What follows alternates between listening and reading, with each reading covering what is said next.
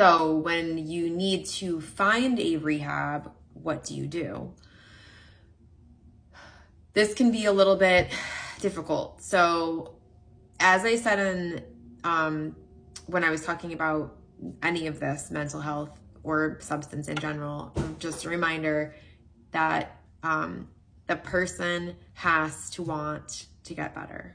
The person wants the help, or it's not going to work. So the person is honestly the one who should be calling to see about the admission. So not that the family member can't call for them to take some of that stress off their plate and ask questions and find out about the program in the institution, or be the one to go online. But the rehab facility is going to want to talk to the patient to ask them the questions that they need to ask them. So the patient has to be willing to talk to the rehab facility.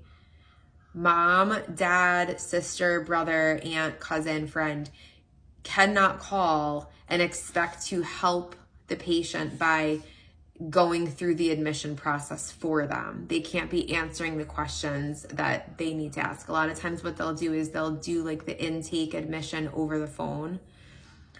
They'll get the information of, how long it's been, what you've tried in the past, insurance information, medical history.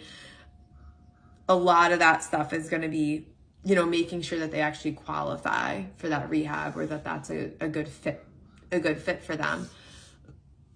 Again, I'm not saying that family can't call ahead of time and find out ahead of time what information they're going to need, but the patient has to talk to that rehab facility personally. So when you are in this state of limbo where you're kind of, where do we go though? Are they ready for rehab? Do they need mental health first? So first of all, again, if it's at the point where you feel like there's an emergency of any kind and they feel, okay, maybe here's a great example. They want to go to rehab, but they're also saying that they're feeling suicidal or homicidal, or they're making threatening statements to themselves or others.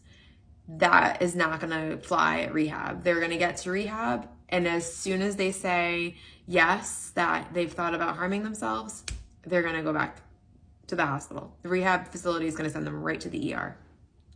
So just avoid it. Just totally avoid it. Rule of thumb is that if there's suicidal thoughts, suicidal plans, homicidal thoughts, homicidal plans, and you have any possible reason to believe that somebody might get hurt, just take them to the hospital for a mental health evaluation. Because,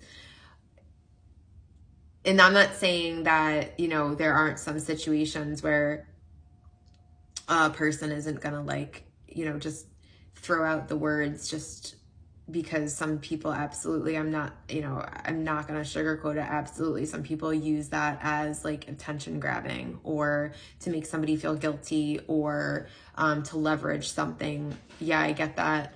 And sometimes you decide, what, they're not serious. They're just saying it because XYZ, or maybe they're doing something that's more behavioral than actual mental health. We see that all the time, but you never know what's actually going on in a person's head.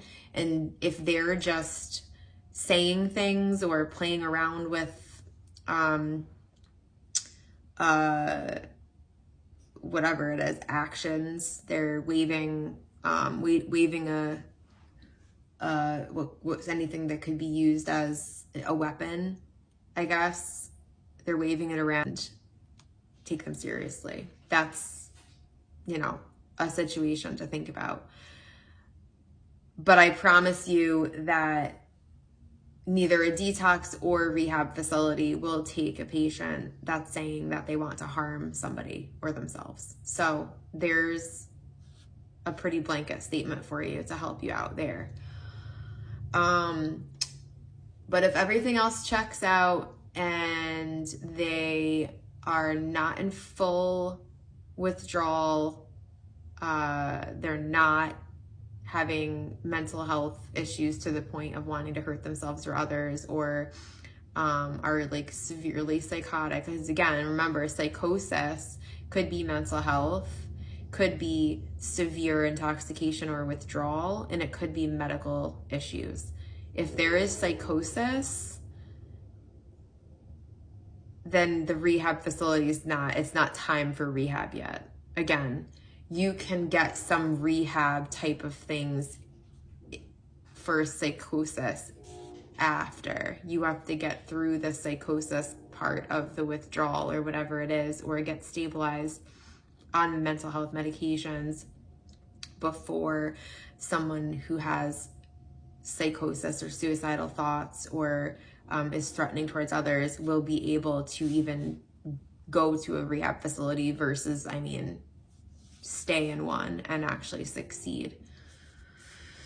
So those are the three main places that people kind of come looking for. That was a very lengthened version of how I express this to people who call or who would call the hospital with these questions, because obviously I'm speaking to someone as like my area that I live in, so I can just say, you know, this hospital has this hospital has this, go here, go here, go here, and I can take each individual situation that they're telling me over the phone and direct them to the right place if we don't offer those services.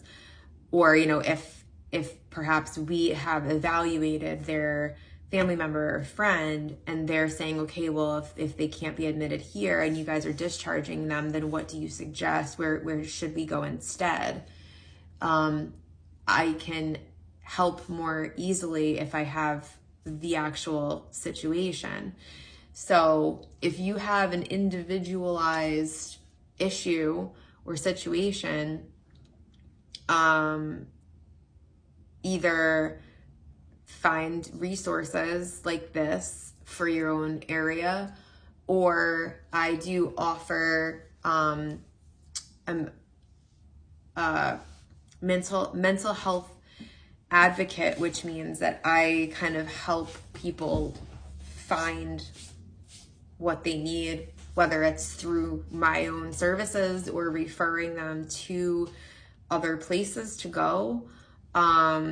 So I do offer a service where if you give me kind of the situation, again, if it's not an emergency that needs to be dealt with that day, they would have to go deal with the emergency right away. But if it's an emergency, they're getting seen safely somewhere in the ER, and in the meantime you need help like researching other places or researching the next step. That's something that I offer to help out with, obviously for a fee. It's a fee service, but it's still going to be cheaper than ping-ponging people from place to place to place. And it's also going to save a lot of time on your part, you know, researching all the different places that would work out for you. So if you have any specific questions or comments or needs, please reach out, comment below with any questions I can answer that might help others as well. If it's not a personal situation, I would love to answer questions that can help everybody. That way, you know, they may be able to just find the answer to their question before they ask it. If it's something that you need more personally, you can also find, there's links down below. My website is thecrisisnurse.com. And you can see there what the services entail, as well as, you know, if you maybe don't want the personalized services, but there's other resources on my website as well.